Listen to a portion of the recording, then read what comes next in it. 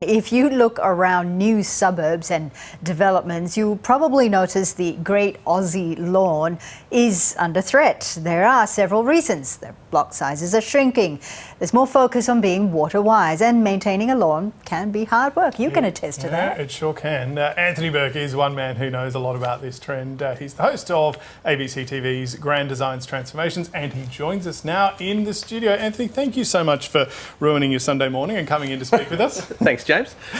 I'm going to put you on the spot straight away. Should Australians have a lawn, in your opinion? We should have green space? Yes. Absolutely, unequivocally, absolutely yes.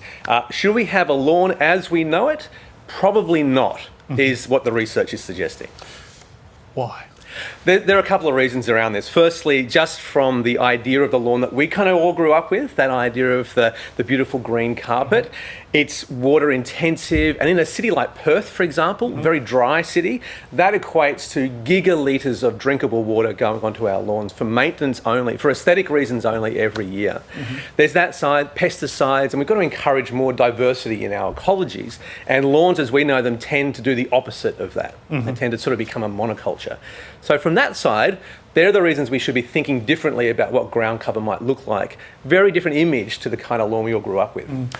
I like my lawn a lot. I'm going to put that out there straight away. I do spend a lot of time on it, but it is a pain, as we were just chatting about before this segment started, because in Canberra, where I live, it's usually too hot, too cold, and it's rarely just right for like lawn growing conditions.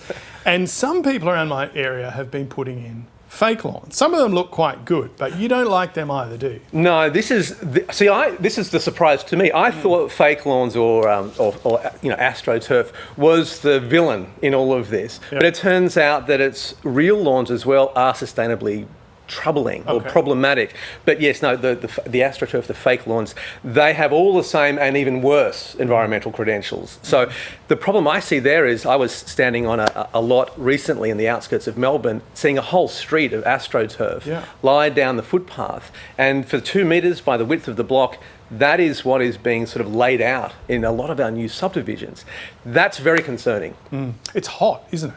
That's right. It takes the heat. It keeps the heat to the point where in a very hot summer's day, you can't actually walk on it. Yes, I've walked on it before and burned my feet next to a footpath. Right, okay.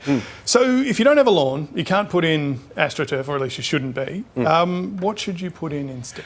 Now, this is where it gets interesting, because there is a real challenge to landscape architects, designers, architects, all the rest, who are now trying to rethink what ground cover might look like. So things like hardier, walkable surfaces like dichondria or even mint, for example, are being considered as viable alternatives to keep a kind of a space that's open, that's green.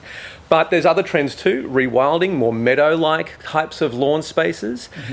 So the alternatives are definitely there, and we should not be sacrificing our green space. It's just that the nature of that green space is changing. Okay.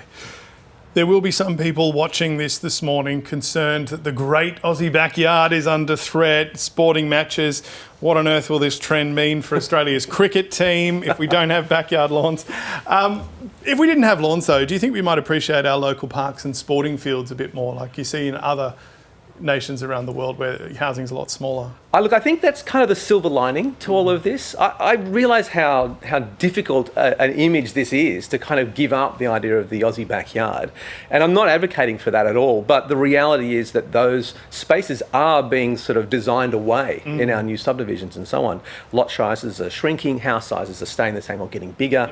So they're kind of already going away, which means then the value of our public parks, those common green spaces that we all have, that's even more valuable. We kind of know they're precious, but I think we have to sort of look at them with fresh eyes and think, actually, they are what, for most people growing up in the next generations of Australia, they will be the only source of real green usable space that they can get to.